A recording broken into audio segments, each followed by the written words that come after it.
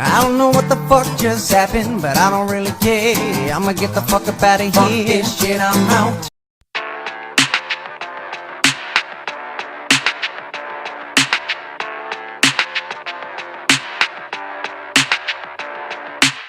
All right. I'm XX Howling XX. This is Cobalt. This is Anacul. And we are Geek No Bullshit, here to bring you geek topics, news, articles, and no bullshit. Bullshit free. We're bullshit free today. It's every day. Minus the bullshit. It's not on the sandwich. Let it be known real quick, though, that we've tried to do this is our first official one. This is our first official one. We've done 3 podcasts thus far. And but all of them have been up. riddled with technical issues, to say the least.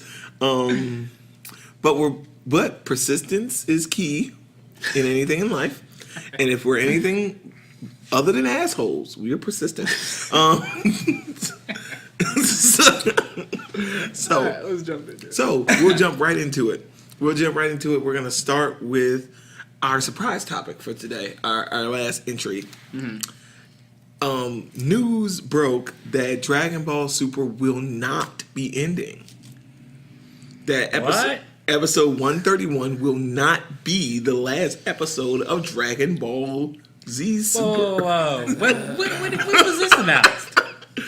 It was episode 130 dropped, and after that, Akira Toriyama actually had a private screening of 131 at his home or whatever, and they asked him questions, and he admitted that he adored the attention, so he didn't say anything, but in actuality, they are only taking a break.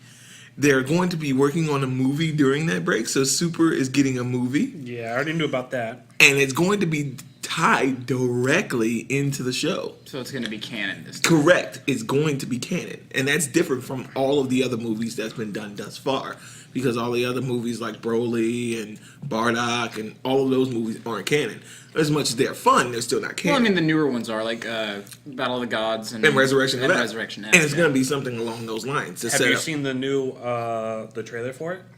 I have seen the trailer for it. Goku's moves look a lot different than what he typically does. I don't know. The way he just physically moves is different than in the show. It looks more like Dragon Ball Z-ish. Yeah, but he also looks like a boxer half the time he's fighting. So you may enjoy that. So, yeah, I'm definitely going to enjoy it.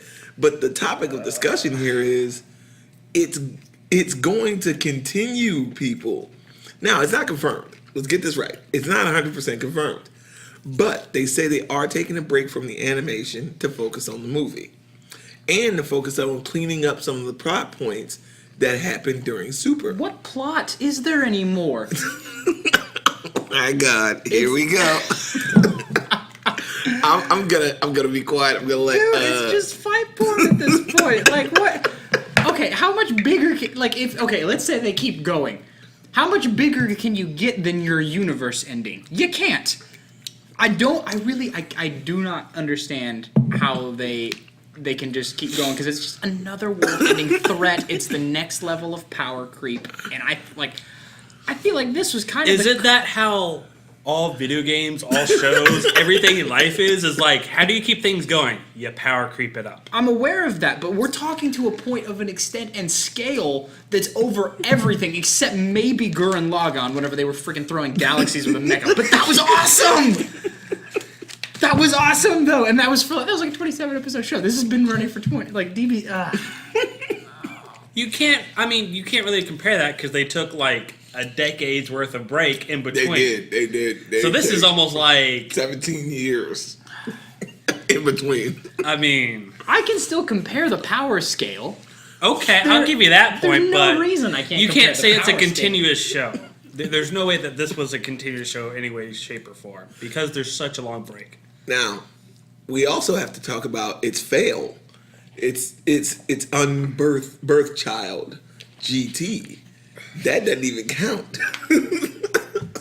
And that had power creep real bad too. I mean, of course, like all of DBZ but dies, but of course, but it didn't even enter into the rest of the realm. The point of the matter is, Akira Toriyama is going to continue. He's cleaning stuff up.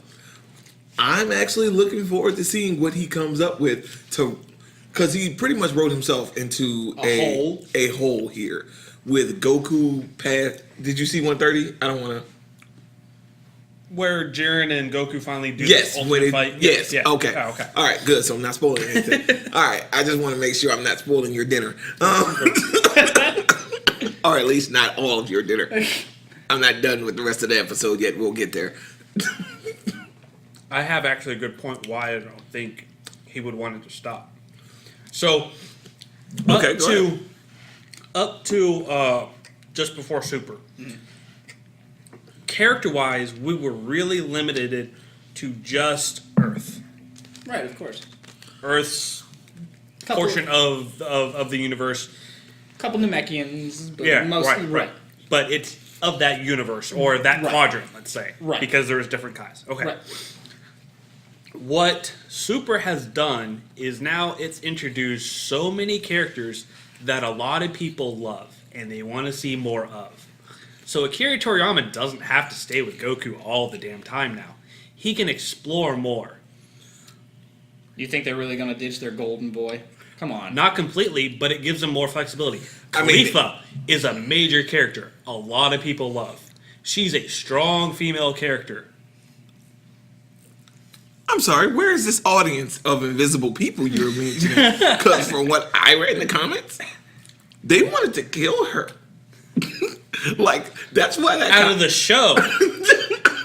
Out of the show that I know, people love her. First off, I have never seen more people excited that someone got hit with a Kamehameha other than her. Other than Frieza when he got hit with it. When he got hit with it. Cell when he got hit with it. Her, the excitement meter was through the roof. They hated that bitch. Like, it was that's why they replayed it 3 times from 3 different angles. They wanted everybody to see, like, yes, she got hit. And see, no, I can wholeheartedly get behind the concept of having more character development with other characters from other universes and all that kind of stuff. Like that'd be great. You know, and I mean, you've already got Bring Back with like 17 and like I mean, it's just. Can we talk about 17 for a second? Stop right there. Stop there. Thank you for bringing up that point. Fuck you, 17. Fuck you straight up. You made me have tears, bruh. Cry for you, homie. Cried. Real tears. Like goodbye to a real one. And you ain't even dead. Dude, does anybody stay dead? Nobody stays dead. It's true. No one stays dead. But at least I'd have respected it more if they at least had to make a wish for him. Yeah. Make a wish foundation for him. Put him on the foundation list. You gotta After he showed up, I recognize why he cannot be dead. Jiren would be disqualified. And if you say that Android 17 isn't human, back in the original DBZ, they declared both androids humans before, so they had human Okay. afflictions, so they were alive. Okay. Now, I'm gonna fight you on this. The angel running the tournament said because he self-destructed, Jiren is not disqualified. Well, that just means Thank you. Angel's That not. means he was supposed to be dead. I don't care what you say, he was supposed to be dead. Also, the angel said that the viewers could not be harmed in any way, shape, or form, and Jiren did a full-fledged blast towards them. So the High Angel should have just gone, backhanded Jiren and said, "You're done." Well, he couldn't because Goku blocked it. Now, if it would actually, you can't commit harm. If it's an attempt, that doesn't count.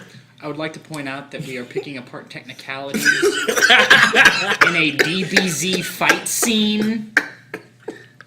That's true. Is anything like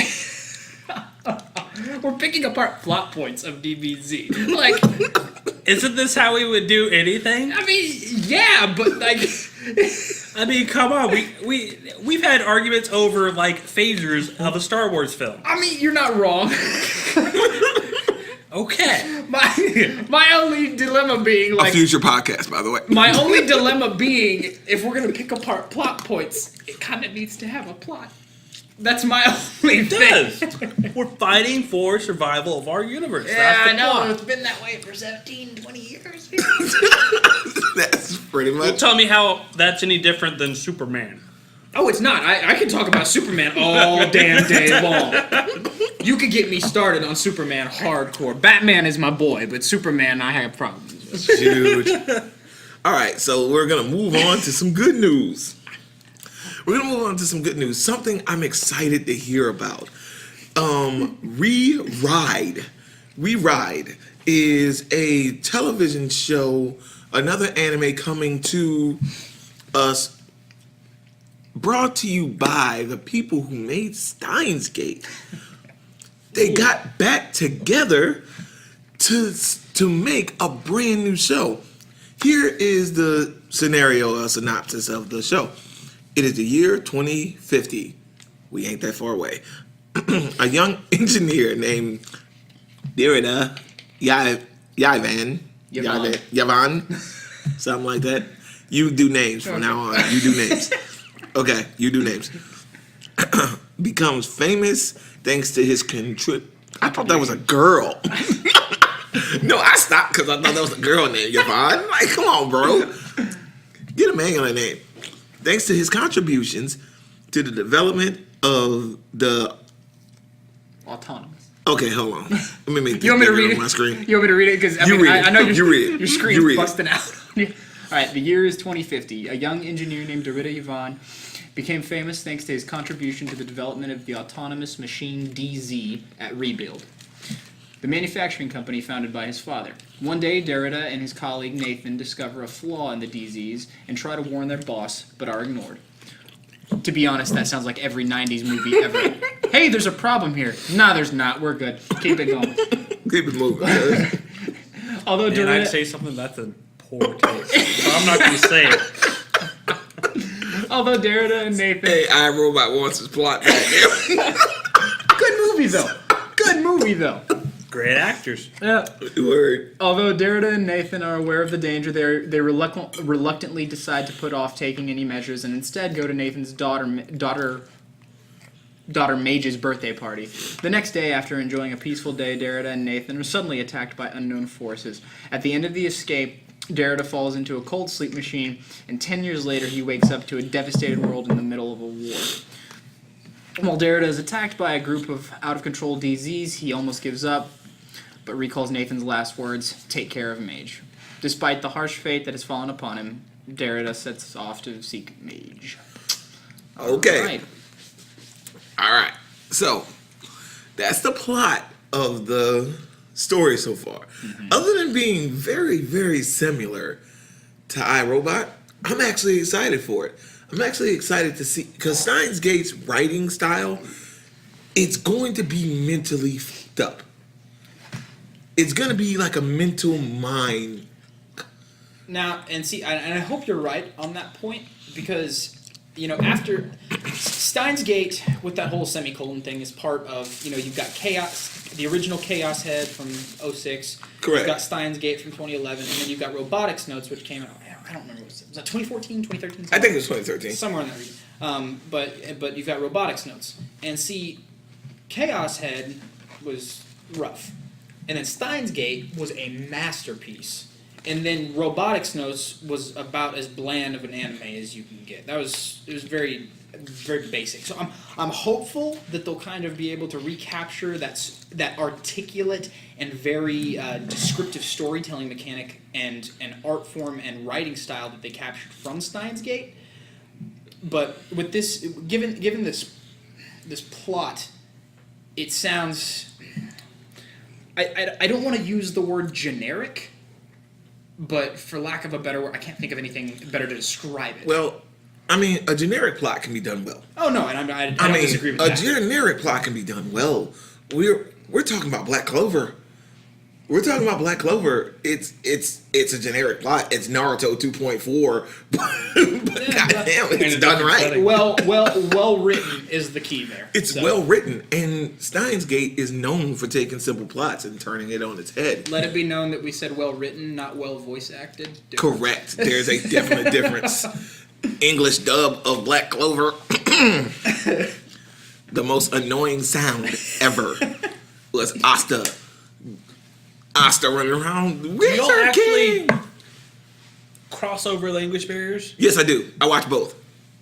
I watch both. I'm typically the one of, if I get hooked on one, I'm pretty much stuck with that until forever. I want to watch both because there's subtle changes in the English version that gets on my nerves. See, I get what you mean. I tend to watch dubbed if I have the option of it, just because normally whenever I'm watching an anime, I'm also doing something else because apparently I'm a pleb, but whatever.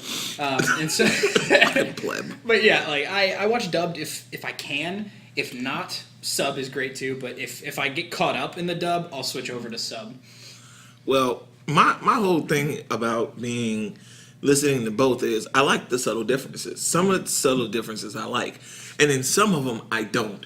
Like, for example, don't shoot me.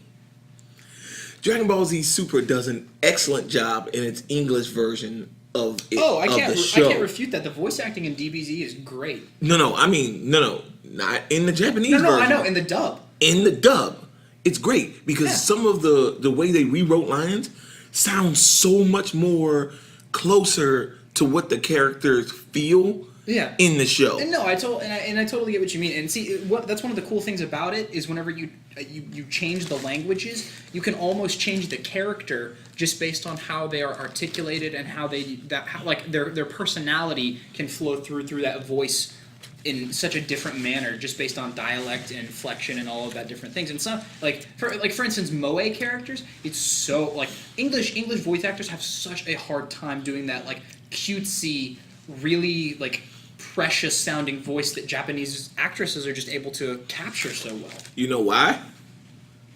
Because America ain't that pretty. We ain't pretty like that. You ever seen Japan? It's pretty. It's very pretty. Everywhere is pretty. Pretty, pretty, pretty. Here in America, it's trash. That's all I'm saying. There is trash on the side of the road. Yeah, it is. There's some pieces of trash. That's all I'm saying. But anyway, back on topic. But back on topic. I am excited for this show. I'm excited for it. I want to say, man, high hopes. I got high apple pie in the sky hopes for this one, man. I'm really hoping they do really well. Do they have artwork for it? Not so far that I've seen. So far, it's just a bunch of concepts that they have. There is a poster picture, I believe. It's in the link. Oh, okay. Bottom. That's why I included it. Oh, there's even a PV trailer. There's a trailer for it so far, and the artwork looks fantastic. Okay. we knew the artwork was gonna be fantastic. Yeah. Look who's Look who's animating it. Yeah. Look who's animating it. Okay, just for the folks who are listening in, I know nothing of authors, animators, voice actors. This is our aesthetics. He's our aesthetics. He only judges it by what he sees. Yes. I don't care who your name is. You do good work. Right? Who's the production studio on this one? I don't think they've named the production studio yet. Okay. There's a music producer, sound producer. Animated characters design is Koji Watanabe.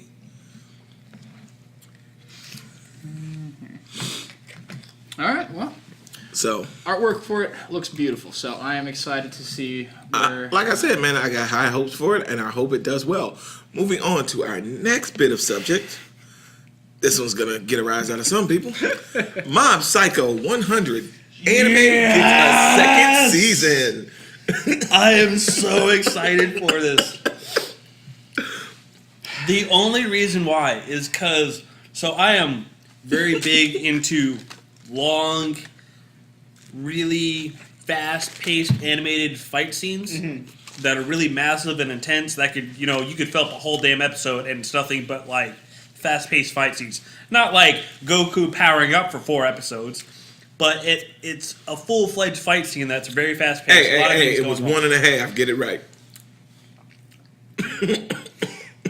Continue, Anakin. So, Mob Psycho has one of my, I don't know if it's top 5, but it's got to be probably one of my top 10 favorite fight scenes. One of the fight scenes is just beautifully drawn and beautifully animated. So I'm really excited just because, I'll watch the 12 episodes just for that one fight scene. All right. Now, my question that stems from this. So you and I know how much of a fan you are of beautiful, very, very aesthetically pleasing artwork, right? Mm-hmm. Why?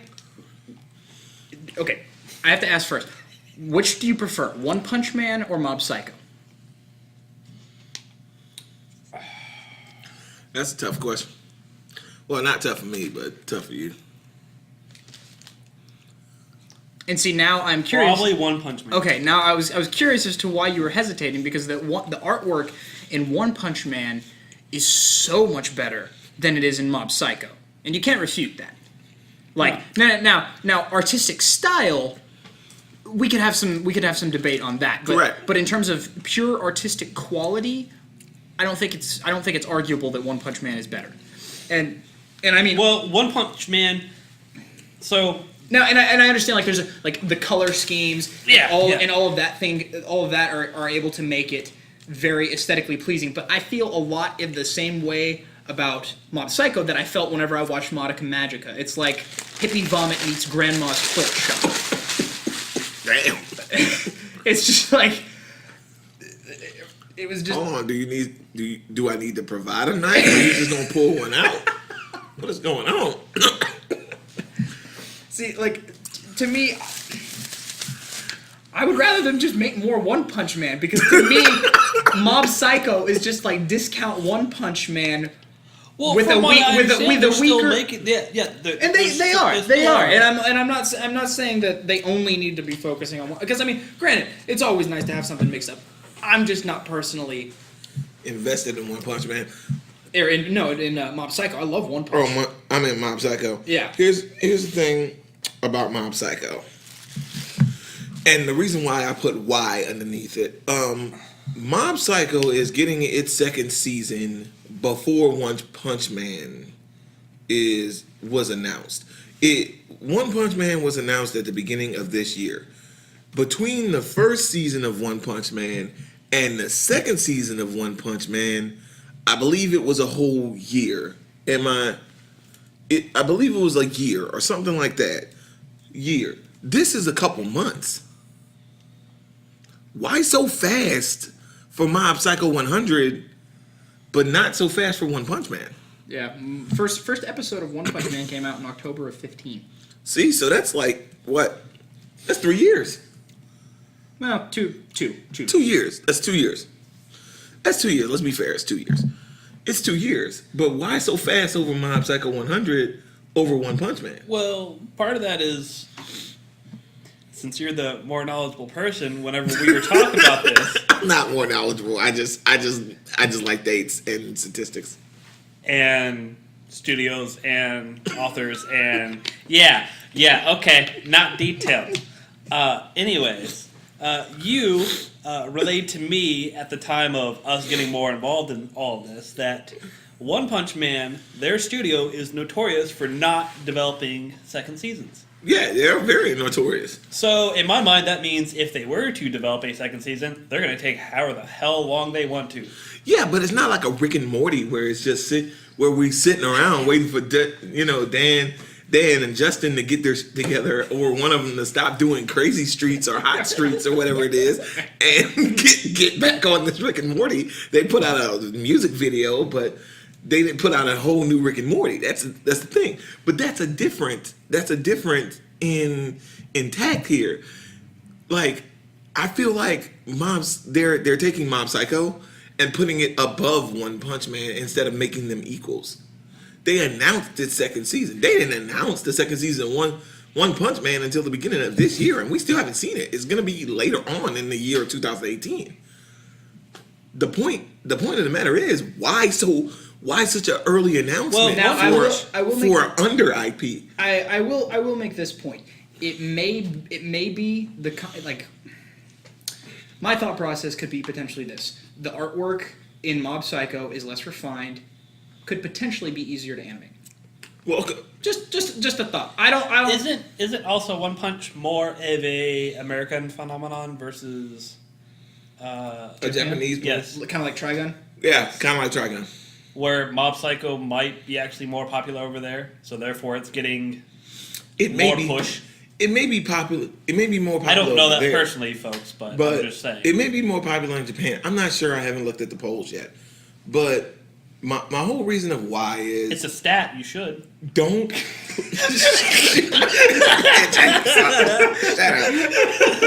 God damn it. You pegged yourself. God I'm damn it. sorry. You got me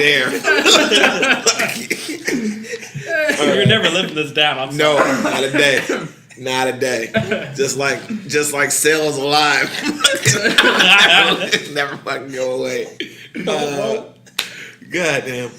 But the reason why we're discussing it is because I don't want to see them put more work into Mob Psycho and not have enough of that passion left over for One Punch Man. Right. That's what I don't want to see. Oh, I didn't know it was the same studio. It's the exact same studio. Same author. Same author, same studio. Well, I just don't. Different. One is the author. He developed. One of the authors is the same for me. No. One is the author. Oh, okay. His tag is One. Correct. It was a webcomic that somebody was like, hey, we like this, and then they produced it into a manga with this just amazing, beautiful artwork, and then it became the phenomenon that it was. And that's how One Punch Man got started. And so he did the exact same thing with Mob Psycho, and they were just like, artwork, less refined. Basically the same thing. So my whole point is I just don't want to see One Punch Man come back and get dogged. Like, I loved One Punch Man. I cared for One Punch Man because not only does the character speak to me as somebody who basically go through the same thing through day in and day out. I work in an engineering firm. It's the same thing day in, day out. Push buttons, click people, say hello, smile, get coffee, don't get coffee, fix computers, blah, blah, blah. Same thing day in, day out. And I've become so good at it now I can do it without even trying. And it's boring. And he symbolizes that for us. And I just don't want to see him come back and not get the love he deserves. Do you want him to be extra boring when he comes back? Like, yeah, just be bored. Like, walk around with your hand in your pocket. Be No Punch Man for a minute. Jeering somebody, beat him with a glare. Yeah, all right. All right, now we got about 5 minutes left here. So. All right, so we're gonna move on. We're gonna skip this the one in the middle. We're gonna skip the anime teaser video. That one we'll leave. I'll probably do a little podcast on Digimon. There's a final Digimon film from Vision Studios with Omegamon Omnimon form. This will be animated version for TV and will be running right along. Now, ladies and gentlemen, 2 years ago, we were teased with an April Fool's joke of the original Digi-Destiners coming back for one last hurrah. Looks like this teasing was to see if we were interested, and enough people were, so they actually made a movie.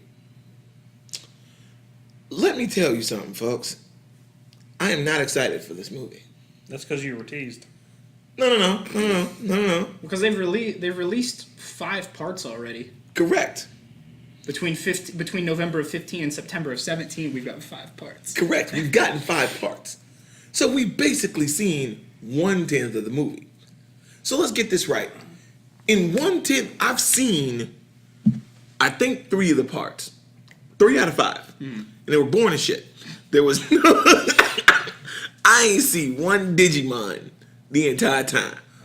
It was it was Ty growing up with a tie on, getting his tie on, the girl running around, and there was not one Digimon in sight.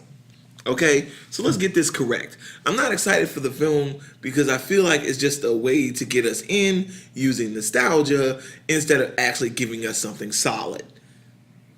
So your main gripe with it was the lack of Digimon in the Digimon movie. Correct. You're a Digimon movie, bitch. What you think I want to see? That's like watching a Hulk movie and I don't get to see the Hulk for 2.5 hours. Now I will say this: one of my absolute Hulk 2016. Fucking Hulk.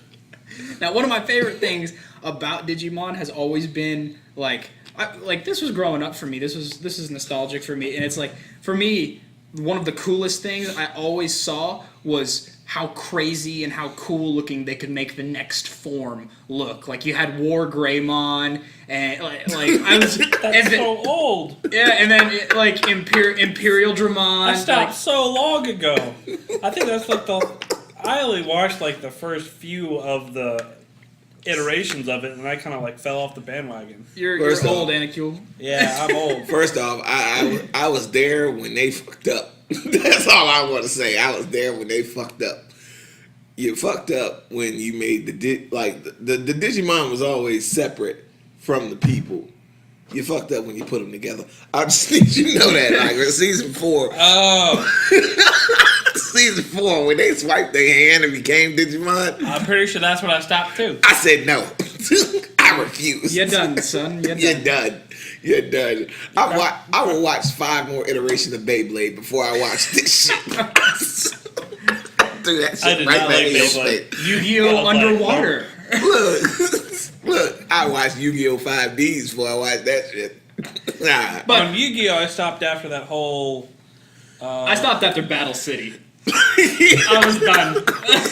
Well, I stopped. Nah, after, GX was dope though. GX was dope. It was whenever they were having all the Egyptian god cards. Battle City. Battle City. Okay, That's then where I yeah, stopped yeah, too. that's where I stopped. I was like, yeah, I'm good. First off, Jaden got flow. Jaden can rap. Like, let's get it together. I was down with Jaden because Jaden was like, he was the He was protagonist. with it. He was with it.